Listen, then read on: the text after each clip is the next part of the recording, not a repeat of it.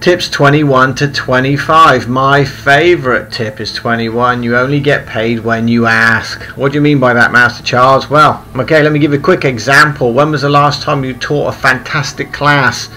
In your mind, it was probably the last class that you taught. You know, a class where everyone came and patted you on the back and said, "Sir, that was an amazing class. You are fantastic. You are brilliant. Here's what I'm going to do. I'm going to run to the back of the room, grab my checkbook, burst it open and write you a check for another 50 bucks. It was that good." When was the last time that actually happened? Hey, when was the last time someone went to the back of the room, just grabbed an extra 20 and dropped it in your hand and said, "Sir, that was a great class. Thank you so much. I really appreciate it." I know when the last time that happened. Never.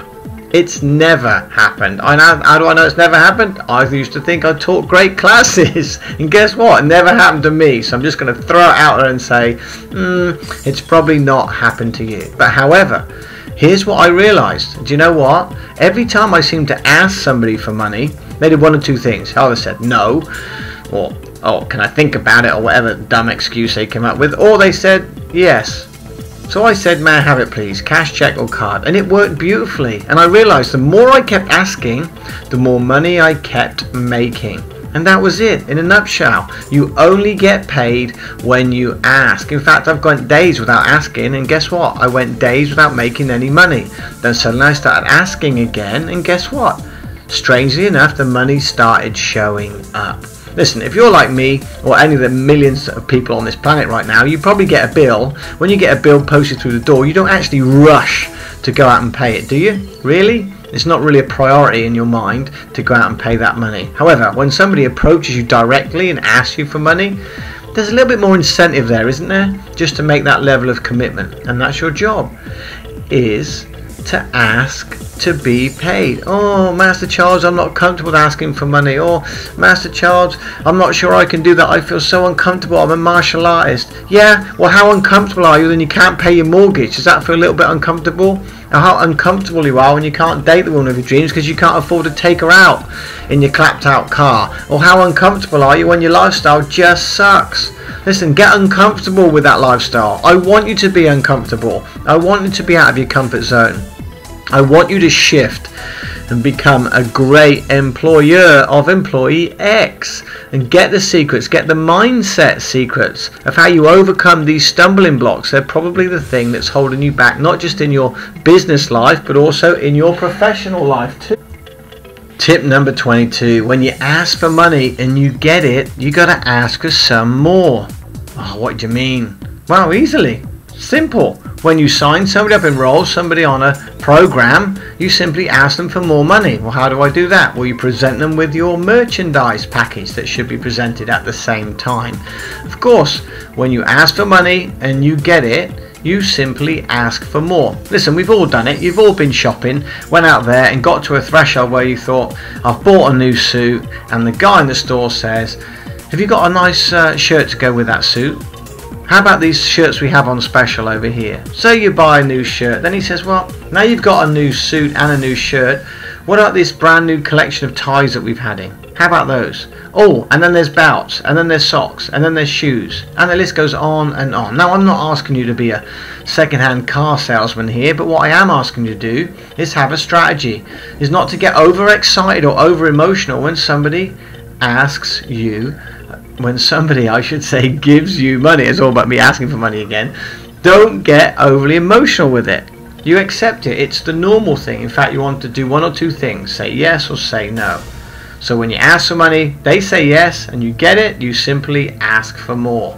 Alright, tip 23. What about when you ask for money and they say no? Now what do? Simple. You ignore it and you ask again. "Come on, Master Charles, what are you saying? The person's already said no. Are they going to change their mind?" Yes, quite possibly. A normal response would be to say no. If you ask me for $5,000, I'd say no. Or what's it for? Or what do you want it for? And then I'll explain. I'll expect to get an explanation of the benefits that's provided if they haven't been clearly explained. However, when you do ask for money and they say no, you quite simply ignore it and you ask again. "Oh, come on, Master Charles, I feel so uncomfortable with all this asking for money. Money, money, money, it's all you're talking about." Well, look around you. Look around what you have right now. How did you obtain those things? Unless you're born into a wealthy family, you probably had to pay for it with money, probably your own money, I hope, so you appreciate the value of it.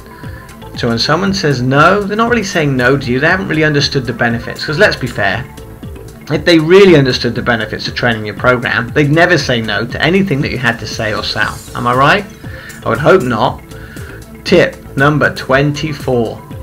This is a great one. Everybody, not everybody, let me rephrase that. Some people out there believe that making lots of money somehow decreases your standards. Listen, when I go to the gym, when I used to travel to the gym in my Ferrari, right, I get out the car in my training shorts, I get into the gym, I put my training gloves on, I warm up, and I beat the 7 bales that was ever in front of me, or they beat me. It's really simple. Now guess what? These days I travel on a tuk-tuk. A tuk-tuk is a motorcycle with a carriage behind it. Not because I can't afford a Ferrari here, it's just because it'd be ridiculous.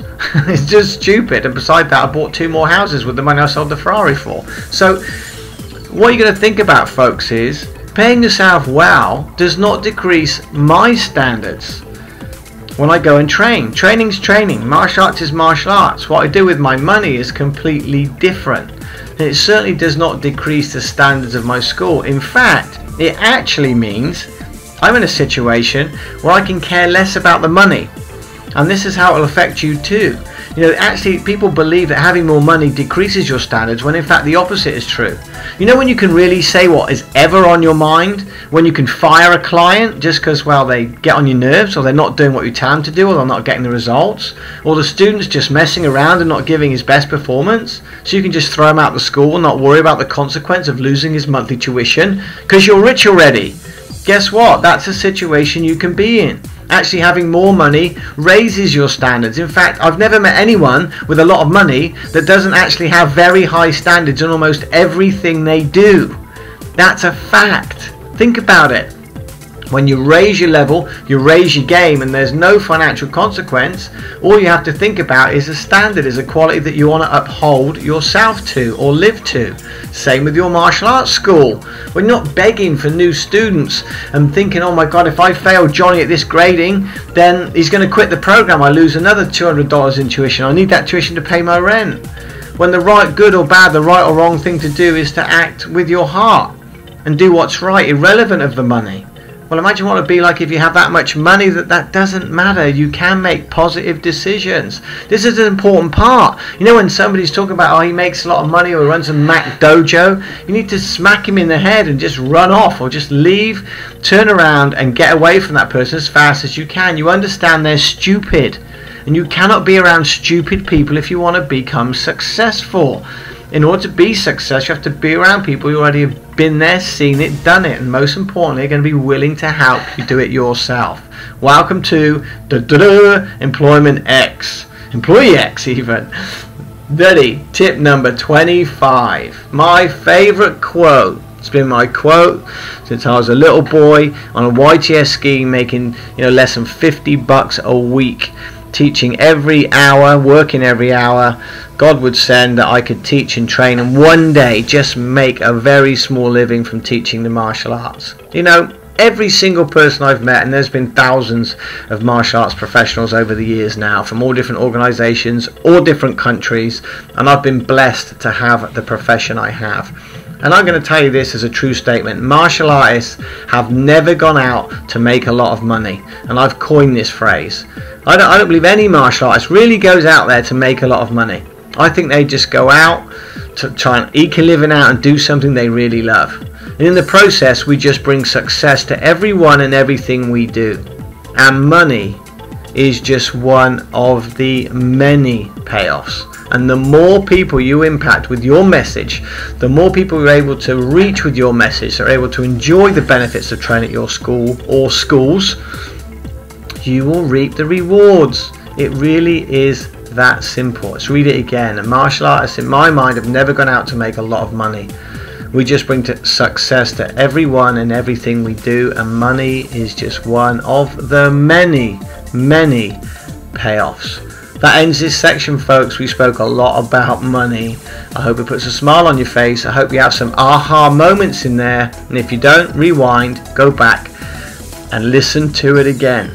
And by the way, I was totally serious when I meant about discounting anyone that talks about Mac dojos or money reducing standards. Understand they're just an idiot. They're just stupid. And believe me, I can help a lot of people. I can help a lot of situations, but I can't help stupid. So with that done and said, get ready for the very next training tips. You're gonna love it. We'll see you on the very next training.